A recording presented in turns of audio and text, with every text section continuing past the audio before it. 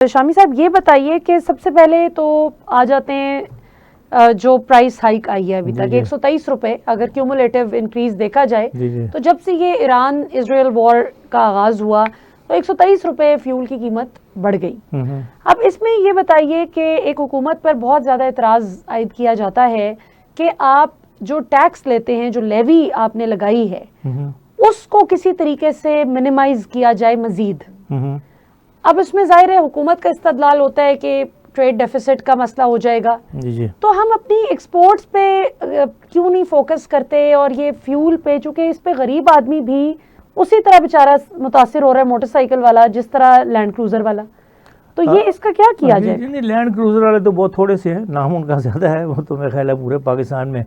को 0.1% होंगे वो लोग। मतलब ये कि तो, वो जो 1.1% है उनके बराबर हो जाता है, ठीक कह रही है। लेकिन अब जो बात आ रही है, जहाँ तक इस चीज़ का ताल्लुक है कि ये तो गैस फ्यूल की जो कास्ट है वो तो इसमें कोई शक नहीं कि उसकी कीमत तो बढ़ी है। मतलब ये जंग से पहले ये तकरीबन $64-65 के अराउंड चलती थी, जो ब्रेंट ऑयल जो हम लोग इस्तेमाल करते हैं, हम मंगवाते हैं। लेकिन वो अगर आप देखें तो वो तकरीबन 110, आज मैंने पढ़ा था मैं 110 पे है, बल्कि 112-13 तक भी जा चुका है ये। तो उसकी बुनियादी वजह यही है क्योंकि ये ज़्यादातर ऑयल जो आपका आता था वो गल्फ़ की तरफ से आता था, और गल्फ़ में ये जो स्ट्रेट ऑफ हॉर्मज़ है, ये क्योंकि दुबई, बहरीन, कतर और ये ऊपर जो कुवैत है, इस एरिए से जो गैस ऑयल आता था वो हॉर्मज़ से गुजरता था। हॉर्मज़ को उसने ईरान ने चोक किया हुआ है इस वक्त। तो नतीजा ये है कि बड़ा लिमिटेड सी वहाँ से क्वांटिटी जा रही है, और उसका और फिर उसकी वजह से ये हो रहा है कि वो ऑयल की क्योंकि शॉर्टेज हो गई है, एक तो सप्लाई का हो गया, दूसरी ये जो वार की वजह से वो जो एक कुछ अटैक्स भी हुए हैं, ईरान ने अटैक किए उनके इलाकों, उनकी कुछ